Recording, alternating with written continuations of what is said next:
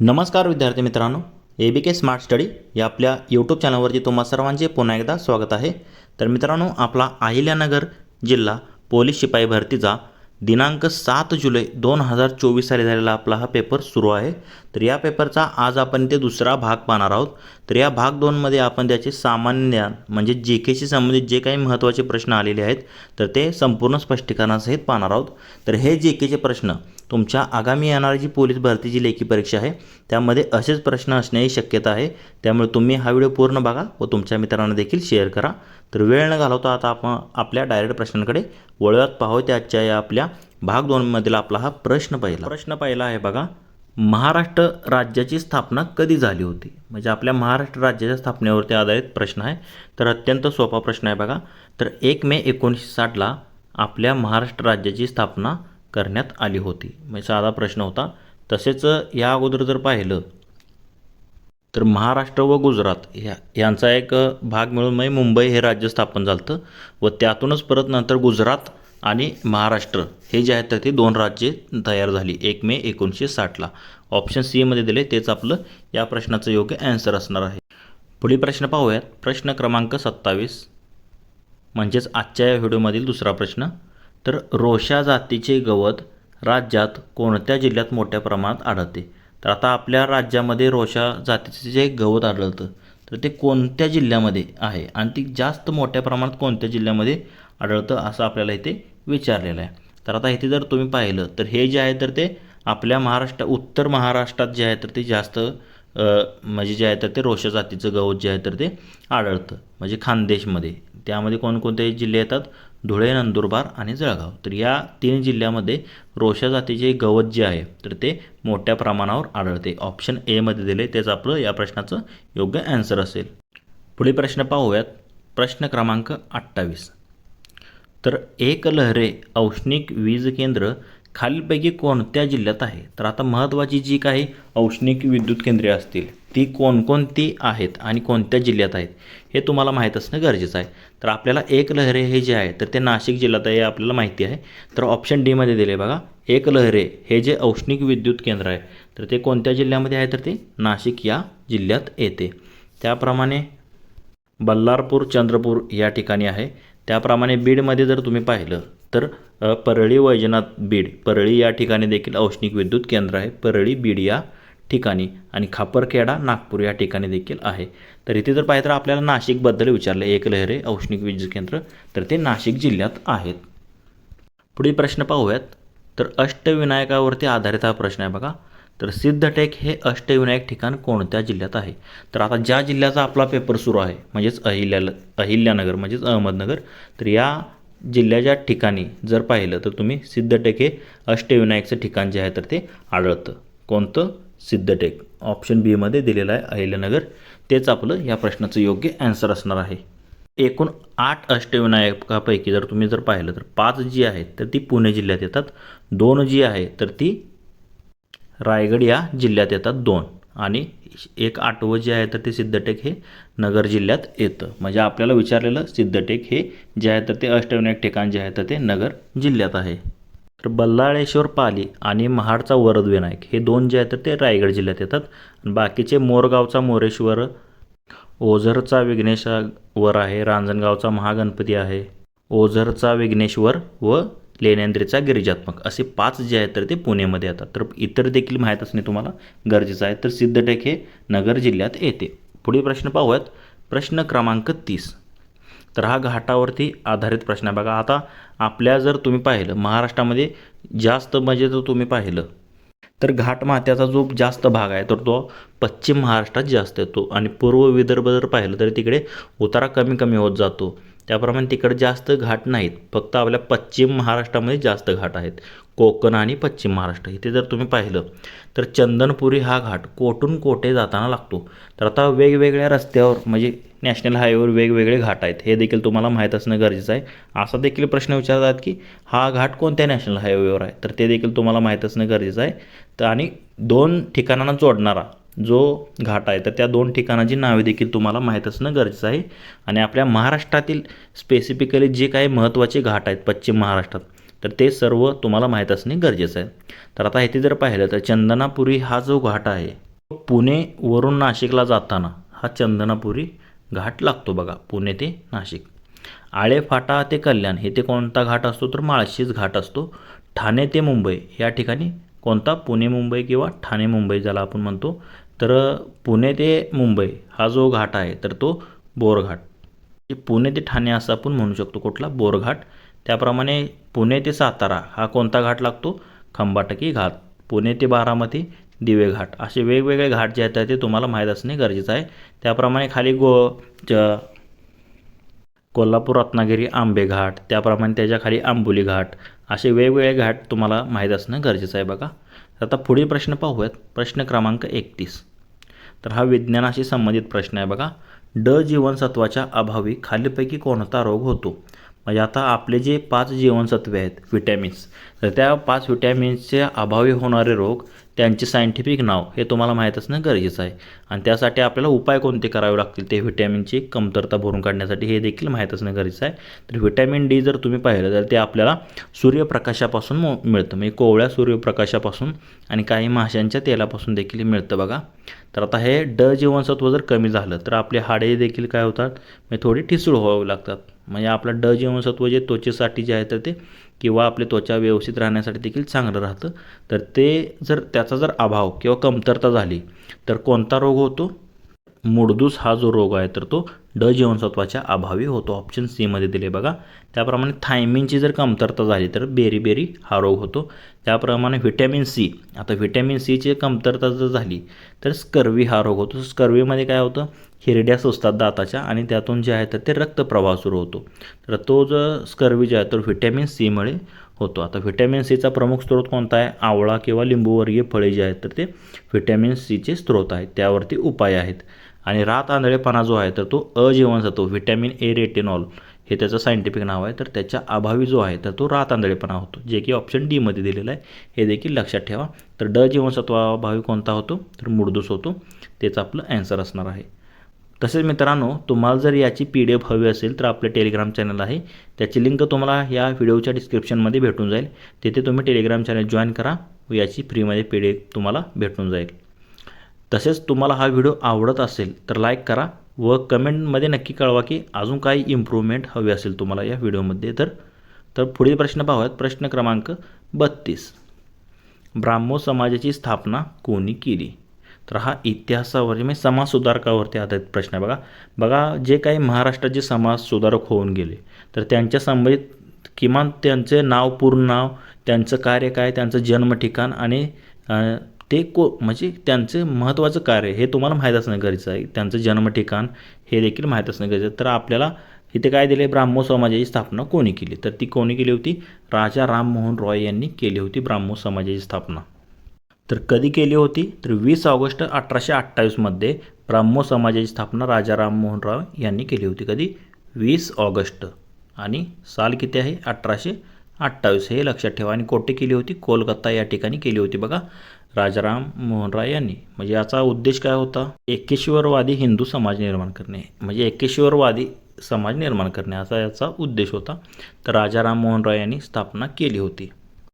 त्याप्रमाणे जर इथे जर पाहिलं तुम्ही तर स्वामी विवेकानंद यांनी रामकृष्ण मिशनची स्थापना केली ती 1897 मध्ये. त्याप्रमाणे जर दादाभाई नौरोजी पाहिलं तर त्याने एक महत्त्वाचा आपला इकॉनॉमिक्सवरती आधारित ग्रंथ लिहिला, poverty and un British rule in India. तर त्यांना पितामह देखील म्हणून ओळखले जाते दादाभाई नौरोजी यांना. आणि डीमध्ये काय दिलं, बंकिमचंद्र चटर्जी यांनी आपलं जे वंदे मातरम गीत आहे तर त्यांच्या आनंदमठ या कादंबरीतील आहे. तर त्याला नुकतेच जर पाहिलं तर तुम्ही 150 वर्ष झालेली आहेत बघा याच्या निर्मितीला. तर त्यावरती त्यांनी प्रश्न विचारू शकतात तुम्हाला पुढच्या परीक्षेमध्ये. बंकिमचंद्र चटर्जी, आनंदमठ ही कादंबरी आहे आणि वंदे मातरम गीत देखील त्यांच्या कादंबरीतील आहे. पुढील प्रश्न पाहूयात. प्रश्न क्रमांक 33. लोकसभेच्या सभापतींना राजीनामा द्यावयाचा झाल्यास त्यांनी ते कोणाकडे सादर करणे गरजेचे आहे. लोकसभेचा जो महत्त्वाचा स्पीकर असतो, सभापती असतो, तर त्याला राजीनामा द्यायचा असल्यास तर तो कोणाकडे देतो, तर तो डेप्युटी स्पीकर म्हणजे लोकसभेचा उपसभापती असतो ना, तर त्यांच्याकडे तो राजीनामा देतो. कोण, लोकसभेचा सभापती. तर आता डेप्युटी म्हणजे इथे ऑप्शन डीमध्ये दिले बघा, लोकसभेचा उपसभापती यांच्याकडे सभापती जे आहे तर ते आपला राजीनामा देतात. आणि इथे आता असा देखील प्रश्न विचारू शकतात, राज्यसभेचे अध्यक्ष, आता राज्यसभेचे अध्यक्ष कोणाकडे त्यांचा राजीनामा देतात, तर इथे मुले फसतात. हे ते काय करतात, उपाध्यक्ष असं करून टाकतात राज्यसभेचं. पण राज्यसभेचे जे पदसिद्ध अध्यक्ष असतात तर ते कोण असतात, तर ते उपराष्ट्रपती असतात बघा.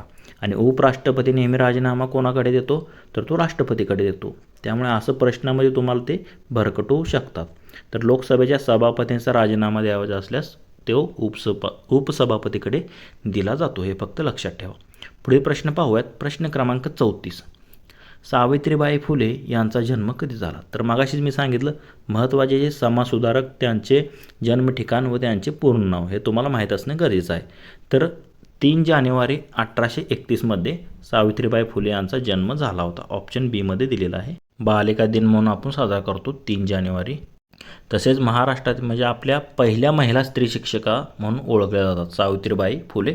तसेच स्त्री शिक्षणासाठी त्यांनी महत्त्वाचे योगदान दिलेलं आहे बघा. त्या समाजसुधारक आपल्या महात्मा ज्योतिबा फुले यांच्या पत्नी होत्या व पहिल्या महिला शिक्षिका होत्या, हे देखील लक्षात ठेवा. आणि ह्या दोघांच्या प्रयत्नानेच पहिली मुलींची शाळा 1848 पुणे येथे सुरू झाली होती. ह्या म्हणजे फुले या दाम्पत्यामुळे. म्हणजे ऑप्शन बी मध्ये दिले त्यांचा जन्म जो आहे तर तो 3 जानेवारी 1831 झालेला होता. हे त्या प्रश्नाचं योग्य ॲन्सर असेल.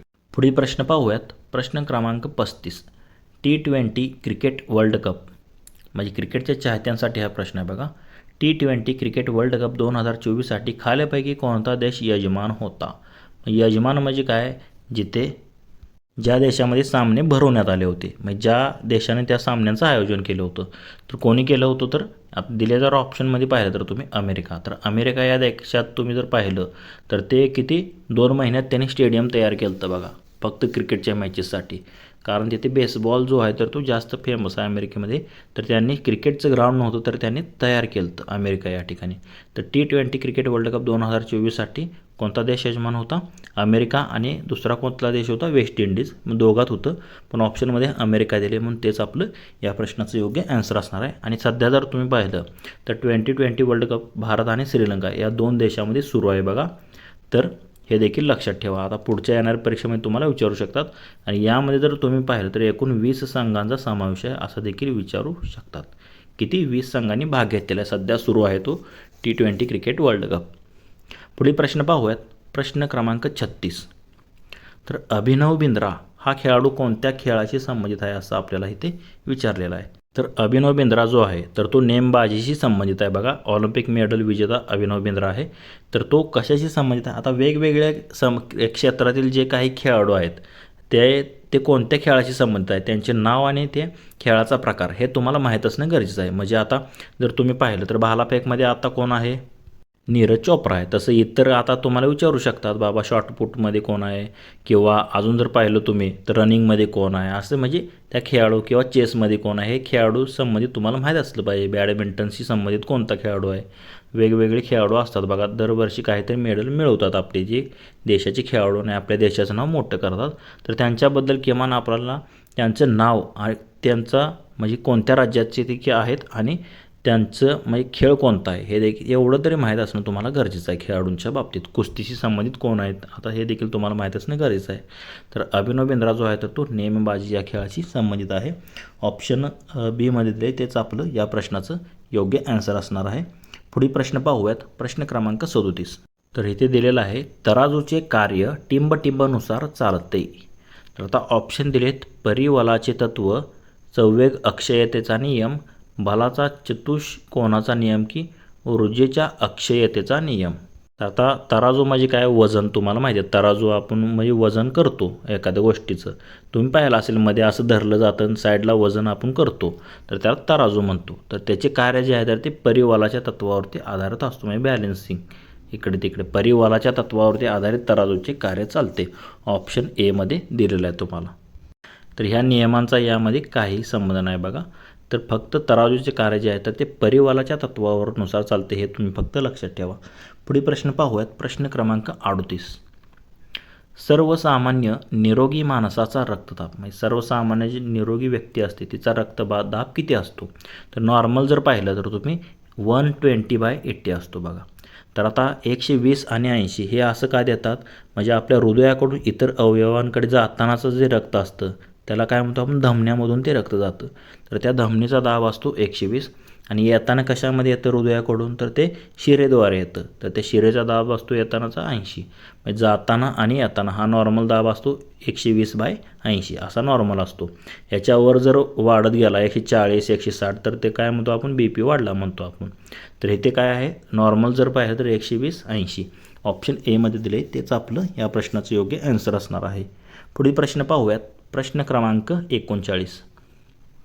पोलिओची लस कोणत्या शास्त्रज्ञाने शोधून काढली? तर आता पोलिओची लस जी आहे तर ती 2 प्रकारे दिली जाते बघा. तोंडाद्वारे एक दिली जाते आणि इंजेक्शनद्वारे दिली जाते. तर ओरल जे पोलिओची लस होती तर ती सॅबिन नावाचा एक सायंटिस्ट होता. तर त्याने तोंडातून देणारी जी लस आहे तर ती सॅबिन या सायंटिस्टने शोधून काढली होती.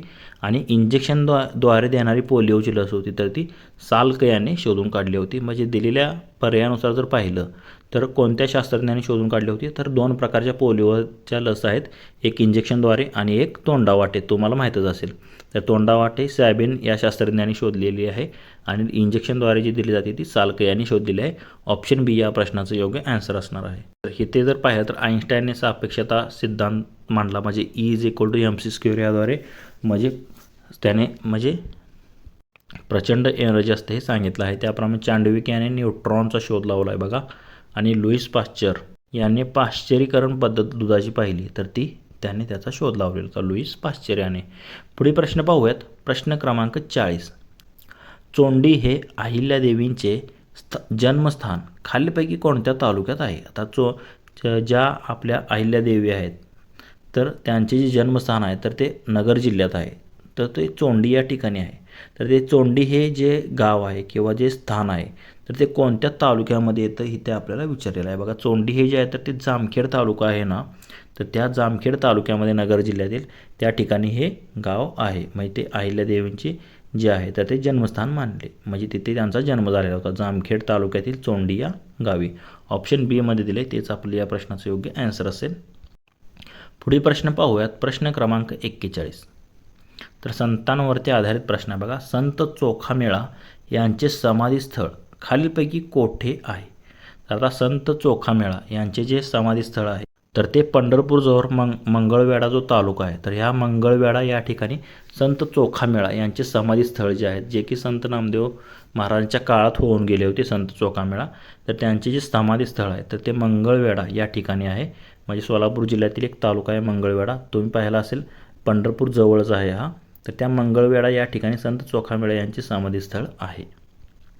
त्याप्रमाणे शेवगाव येथे गजानन महाराज, त्याप्रमाणे मोजरी तुकडोजी महाराज याप्रमाणे देखील लक्षात ठेवा. पुढील प्रश्न पाहूयात. प्रश्न क्रमांक 42. पोंगल हा सण खालीलपैकी कोणत्या राज्यात साजरा केला जातो? तर पोंगल हा जो सण आहे, पोंगल जो सण आहे तर तो तमिळनाडू या जिल्ह्यामध्ये साजरा केला जातो. आणि जो की संक्रांतीच्या म्हणजे आता संक्रांत कधी असते? जानेवारी महिन्यात. म्हणजे जानेवारी महिन्यात हा पोंगल सण जो आहे तर तो साजरा केला जातो, जो की तमिळनाडू या राज्याचा तो सण आहे बघा. त्याप्रमाणे गोवा कार्निवल सण असतो. आपल्या महाराष्ट्रामध्ये जर पाहिलं तर महाराष्ट्रात बेंदूर असतो. तसे वेगवेगळ्या म्हणजे जे राज्यांचे सण तुम्हाला माहीत असणं गरजेचं आहे. गुजरातची काय संबंधित महत्त्वाचं आहे तर गरबा डान्स गुजरात, हे देखील लक्षात ठेवा. म्हणजे महत्त्वाचे राज्य त्यांच्यात म्हणजे जे काही महत्त्वाचं आहे त्या राज्याशी संबंधित ते तुम्हाला माहीत असणं गरजेचं आहे. पुढील प्रश्न पाहूयात. प्रश्न क्रमांक 43. पंडित हरिप्रसाद चौरसिया खालीलपैकी कोणते वाद्य वाजवण्यासाठी प्रसिद्ध आहेत? तर पंडित हरिप्रसाद चौरसिया आणि पन्नालाल घोष हे 2 जे व्यक्ती आहेत तर ते बासरी या वाद्याशी संबंधित आहेत बघा. कोण? पंडित हरिप्रसाद चौरसिया हे बासरी या वाद्याशी संबंधित आहे, जे की तुम्हाला ऑप्शन सी मध्ये दिले बघा. तेच आपलं या प्रश्नाचं योग्य आन्सर असणार आहे. तर इतर जर वाद्यांशी संबंधित विचार केला तर संतूरशी संबंधित पंडित शिवकुमार शर्मा हे आहेत संतूरशी संबंधित. सरोद या वाद्याशी संबंधित कोण आहेत? अमजद अली खान. आणि बिस्मिल्ला खान हे जे आहेत तर ते शहनाईशी संबंधित आहे, हे देखील लक्षात ठेवा. इतर देखील तुम्हाला विचारले जाऊ शकते. तबला या संबंधित कोण आहे तर झाकीर हुसेन आहे, ज्यांचे नुकतेच जर पाहिलं तर अमेरिकेत लॉस एंजेलिस या ठिकाणी त्यांचा मृत्यू झालेला आहे बघा. तर यावर देखील प्रश्न विचारला जाऊ शकतो. पुढील प्रश्न पाहूयात. प्रश्न क्रमांक 44. बालकवी हे कोणत्या कवीचे टोपण नाव आहे? तर आता जे काही महत्त्वाचे कवी आहेत आणि त्यांची टोपण नावे, त्यांचे जन्मगाव हे तुम्हाला माहीत असणे गरजेचं आहे. तर बालकवी जे आहे तर ते त्र्यंबक बापूजी ठोंबरे या नावाने ओळखले जातात. बालकवी कोण? त्र्यंबक बापूजी ठोंबरे यांनाच बालकवी म्हटले जाते. ऑप्शन डी मध्ये दिले बघा, तेच आपलं या प्रश्नाचं योग्य आन्सर असणार आहे. त्याचप्रमाणे तर इतर जर तुम्ही ऑप्शन पाहिले तर प्रल्हाद केशव अत्रे म्हणजे प्र के अत्रे यांना केशवकुमार म्हणतो आपण. त्याप्रमाणे राम गणेश गडकरी यांना गोविंदाग्रज म्हणतो. नारायण मुरलीधर गुप्ते यांना बी म्हणून ओळखले जाते. आणि त्र्यंबक बापूजी ठोंबरे हे बालकवी. आणि वि वा शिरवाडकर यांना आपण काय म्हणतो? कुसुमाग्रज असे म्हणतो. हे देखील लक्षात घ्या. तर जे काय पर्याय आहेत त्या पर्यायाच्या संबंधित तुम्ही अभ्यास करा आत्ताच्या नवीन येणाऱ्या पेपरसाठी, कारण त्यावर तुम्हाला प्रश्न, आता हे काय नवीन प्रश्न तयार करत नसतात, हे दिलेले जे पर्याय आहेत त्यावरती आधारितच तुम्हाला प्रश्न म्हणजे रिपीट होत असतात. म्हणजे PYQ हे तुम्हाला अत्यंत उपयुक्त ठरतात.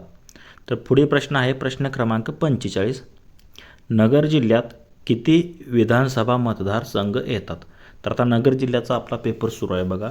तर त्या नगर जिल्ह्याशी संबंधित विधानसभा जे आहे तर संख्या किंवा काय जे असत ते सगळं तुम्हाला माहीत असणं गरजेचं आहे. नगर जिल्ह्याचा इतिहास, भूगोल.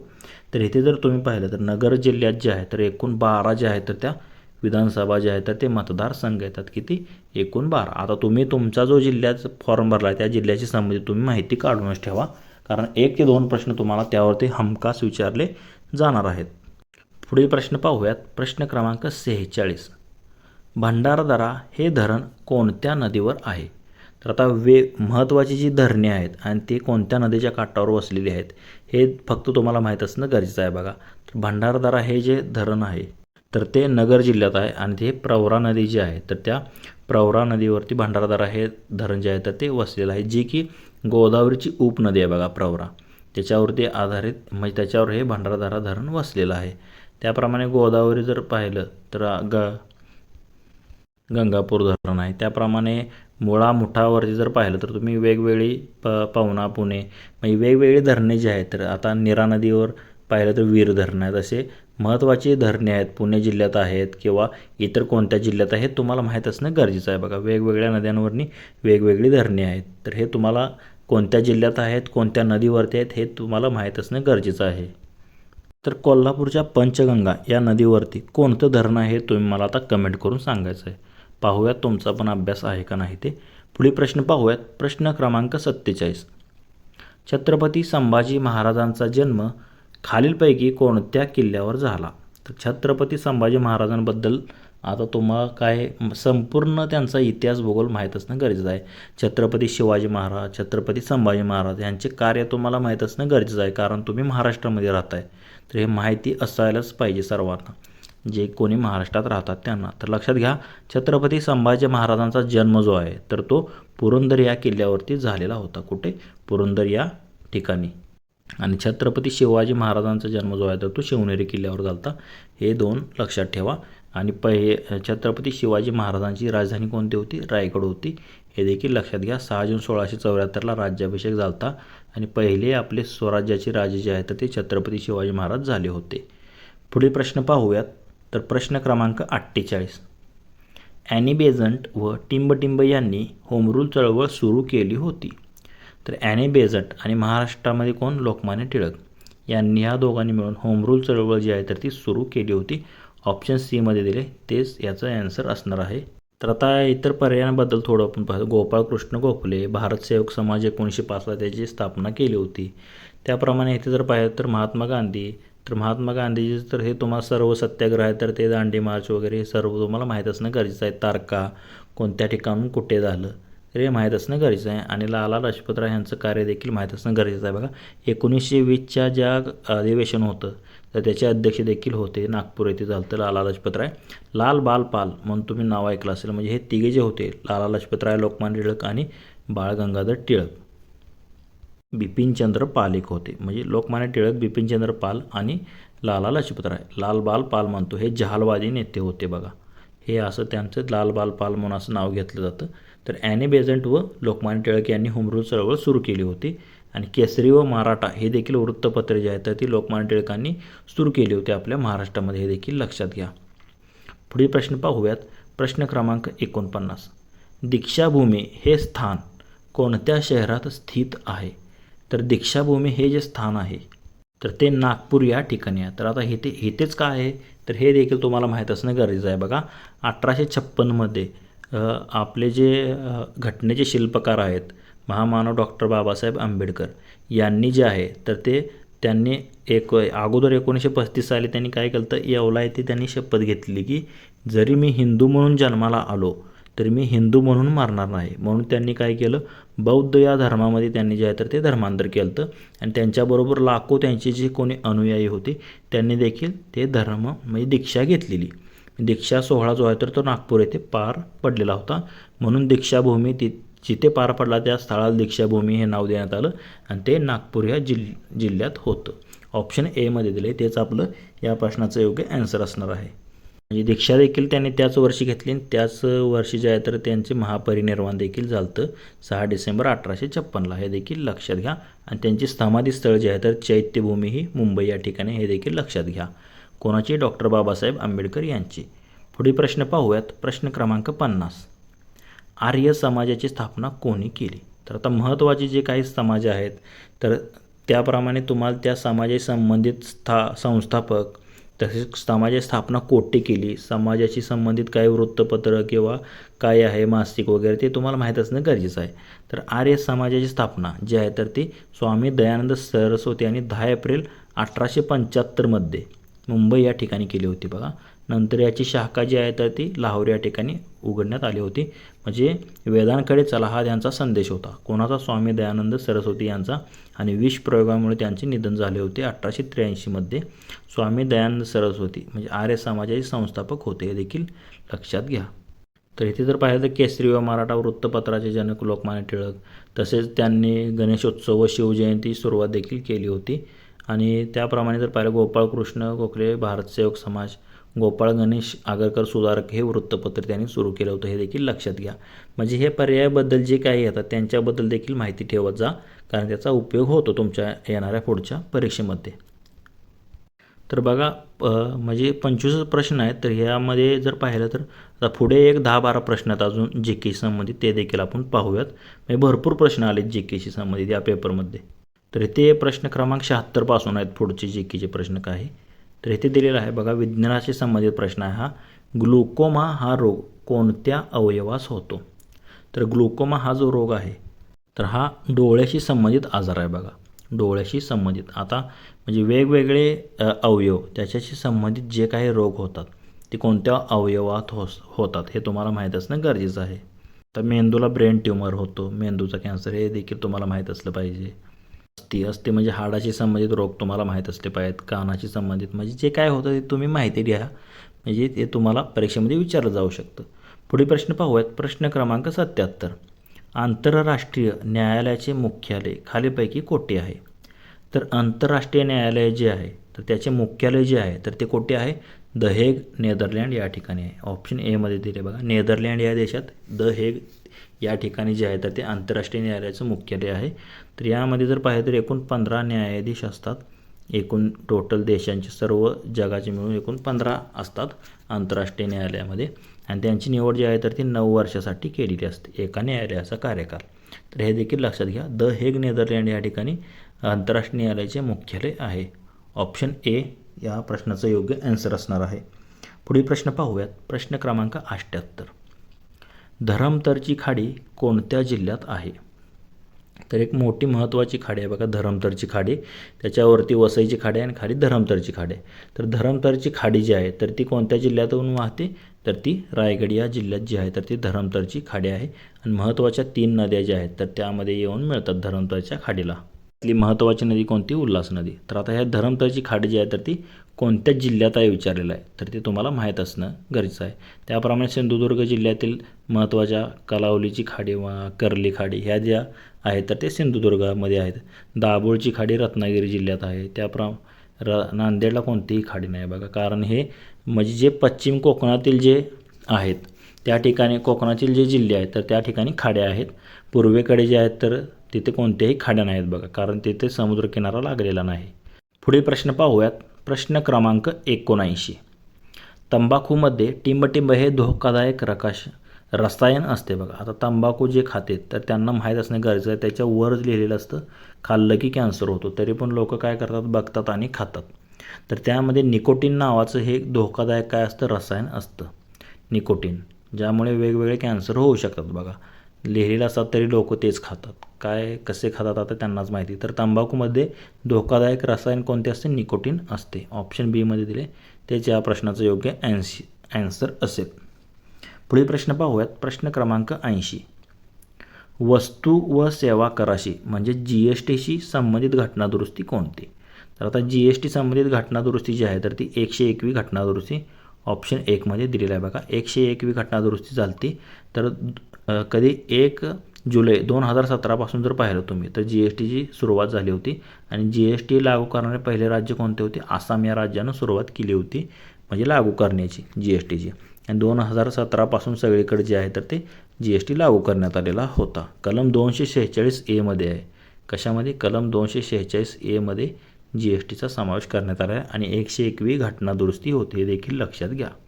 म्हणजे तुम्हाला महत्त्वाच्या ज्या काही घटना दुरुस्ती झाल्या तर त्या कशाशी संबंधित झाल्या आणि कोणत्या साली झाल्या आणि कितवी घटना दुरुस्ती होती हे तुम्हाला माहीत असणं गरजेचं आहे.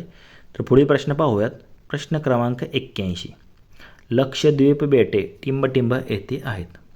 तर आता आपल्या म्हणजे भारतात जर पाहिलं तर मध्ये भारत आहे, त्याच्या खाली दक्षिणेला कोणता, हिंदी महासागर आहे, पश्चिमेला अरबी समुद्र आहे. तर या अरबी समुद्रात जे आहे तर ते लक्षद्वीप बेटे किंवा लक्षद्वीप त्याला म्हटले जातं, तर ती अरबी समुद्रात आहे. आणि त्याच्या खालीच मालदीव आणि चौगसची बेटे देखील आहेत.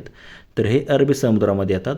आणि पूर्वे जर पाहिलं तर अंदमान आणि निकोबार बेटे जे आहेत तर ते पूर्वेला कोणता समुद्र आहे, आपल्याला बंगालचा उपसागर. त्या बंगालच्या उपसागरामध्ये जे आहे तर ते अंदमान व निकोबार बेटे जे आहेत तर ते येतात. तर हे आपल्याला बेटे म्हणजे आपल्या भारताचं भौगोलिक स्थान, म्हणजे त्याच्या साईडला काय आहे, कोणती देशांची बाँड्री लागून आहे, हे देखील तुम्हाला आपल्या म्हणजे भारताच्या आंतरराष्ट्रीय लेवलला तुम्हाला माहीत असणं गरजेचं आहे. किती राज्याला समुद्रकिनारा लागला आहे हे देखील माहीत असणं गरजेचं आहे. असे प्रश्न तुम्हाला विचारू शकतात बघा. तर याचा आन्सर काय, ऑप्शन बी, अरबी समुद्रात लक्षद्वीप बेटे आहेत. पुढील प्रश्न पाहूयात. प्रश्न क्रमांक 82. तर हा महसूल खात्याशी संबंधित प्रश्न आहे बघा. महसूल खात्याचे ग्रामस्तरावरील दप्तर कोण सांभाळतो? आता नुकतीच तलाठी जे आहे तर त्याची भरती, त्यांची आताच भरती झालेली आहे, तलाठी भरती. मग तलाट्यांचंच काम काय असतं, त्याचंच नाव जे आहे आता ग्राम महसूल अधिकारी, तलाट्यांचं नाव देण्यात आले बघा. ग्राम महसूल अधिकारी या नावाने आता तलाठी ओळखले जातात. ग्राम महसूल अधिकारी म्हणतो गावातील महसूल गोळा करणारा महत्त्वाचा अधिकारी, जो महसूल खात्याचे गावातील जे दप्तर असतं तर तो सांभाळण्याचं काम तलाठी म्हणजेच ग्राम महसूल अधिकाऱ्याकडे असतं. आणि ग्रामपंचायतीचा जो असतो तर तो ग्रामसेवक असतो, हे देखील लक्षात घ्या. पुढील प्रश्न पाहूयात. प्रश्न क्रमांक 83. जिल्हा नियोजन समितीचे सचिव कोण असतात? तर जिल्हा नियोजन समिती म्हटलेलं आहे आपल्याला, तर ते जिल्हाधिकारीच असतात. कोण असतात? जिल्हाधिकारी हे जिल्हा नियोजन समितीचे सचिव असतात. आणि जिल्हा नियोजन समितीचे अध्यक्ष जे आहेत तर ते कोण असतात? जिल्ह्याचे पालकमंत्री असतात बघा. जिल्ह्याचे पालकमंत्री हे जिल्हा नियोजन समितीचे कोण असतात? अध्यक्ष असतात. आणि सचिव कोण असतात? तर ते उपजिल्हाधिकारी असतात, म्हणजे जिल्हाधिकारी असतात. हे फक्त तुम्ही लक्षात ठेवा. पुढील प्रश्न पाहूयात. प्रश्न क्रमांक 84. महाराष्ट्रात कोणत्या साहित्यिकाचा जन्मदिवस हा मराठी भाषा दिन म्हणून साजरा केला जातो? तर मराठी भाषा दिन म्हणून 27 फेब्रुवारी हा दिवस जो आहे तर तो आपण साजरा करतो. तर ते कोण आहे तर कुसुमाग्रज म्हणजेच वा शिरवाडकर यांचा जन्मदिन जो आहे तर तो मराठी भाषा दिवस म्हणून आपण जो आहे तर तो साजरा करतो. वा शिरवाडकर म्हणजेच कुसुमाग्रज यांचा जन्मदिवस 27 फेब्रुवारी आहे. आणि 1 मेला देखील आपण मराठी आपला म्हणजे महाराष्ट्र दिन म्हणून साजरा करतो. महाराष्ट्र म्हणजे महाराष्ट्राची स्थापना झाली, हे देखील लक्षात घ्या.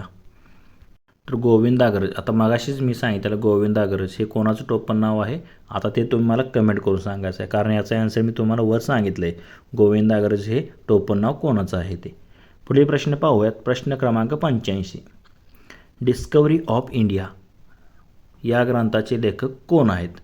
तर डिस्कवरी ऑफ इंडिया हा जो ग्रंथ आहे तर तो आपले भारताचे पहिले पंतप्रधान पंडित जवाहरलाल नेहरू यांनी जो आहे तर तो हा ग्रंथ लिहिलेला आहे, डिस्कवरी ऑफ इंडिया. तर महत्त्वाची पुस्तके आणि त्या पुस्तकाचे लेखक हे देखील तुम्हाला माहीत असणं गरजेचं आहे. तर आता महात्मा गांधीजींनी एक महत्त्वाचं पुस्तक ग्रंथ लिहिला आहे बघा, त्या ग्रंथाचं नाव तुम्ही मला कमेंट करून सांगायचं आहे. पुढील प्रश्न पाहूयात. प्रश्न क्रमांक 86. भारतामध्ये केंद्रीय माहिती अधिकार अधिनियम कोणत्या साली लागू झाला? म्हणजे RTI ॲक्ट ज्याला आपण म्हणतो, राईट टू इन्फॉर्मेशन ॲक्ट, म्हणजेच केंद्रीय माहितीचा अधिकार अधिनियम जो आहे तर तो कधी लागू झाला? तर 2005मध्ये जो आहे तर तो माहितीचा अधिकार अधिनियम जो आहे तर तो केंद्रामध्ये व सर्व भारतामध्ये जो आहे तर तो लागू करण्यात आलेला होता. ऑप्शन बी मध्ये दिले तेच आपलं या प्रश्नाचा आन्सर असणार आहे. कधी? 2005 साली. पुढील प्रश्न पाहूयात. प्रश्न क्रमांक 87. मराठवाड्यातील कोणत्या शहरास दक्षिणेतील काशी म्हणून ओळखले जाते? तर दक्षिणेतील काशी म्हणून पैठण जे शहर आहे, जे की आपल्या छत्रपती संभाजीनगर जिल्ह्यात आहे बघा पैठण, तर या पैठण या शहरास दक्षिणेतील काशी म्हणून ओळखले जाते. हे तुम्हाला माहीत असणं गरजेचं आहे. वेरूळ अजिंठा लेणी त्या ठिकाणीच आहेत बघा. तर दक्षिणेची काशी म्हणून पैठण हे शहर ओळखलं जातं. ऑप्शन डी आपल्या या प्रश्नाचं योग्य आन्सर असेल. तर मित्रांनो, आपला अहिल्यानगर जिल्हा पोलीस शिपाई भरतीचा दिनांक 7 जुलै 2024 साली झालेला आपला हा पेपर सुरू आहे बघा. तर याचा आज आपण इथे दुसरा भाग पाहिलेला आहे, ज्यामध्ये आपण JKशी संबंधित जे काही महत्त्वाचे 30+ प्रश्न आले होते तर ते स्पष्टीकरणासहित आपण हे प्रश्न पाहिलेले आहेत. जर तुम्हाला या प्रश्नांमध्ये कोणती शंका वाटत असेल तर कमेंट करून नक्कीच कळवा. तसेच हा जर व्हिडिओ तुम्हाला आवडला असेल तर लाईक करा. जे कोणी मित्र तुमचे पोलीस भरती तयारी करतायत त्यांना देखील शेअर करा. व असेच जर नवनवीन व्हिडिओ तुम्हाला हवे असतील तर आपले YouTube channel ABK smart study subscribe करा व समोरील बेल आयकॉन प्रेस करा. धन्यवाद मित्रांनो. जय हिंद, जय महाराष्ट्र, जय महाराष्ट्र पोलीस.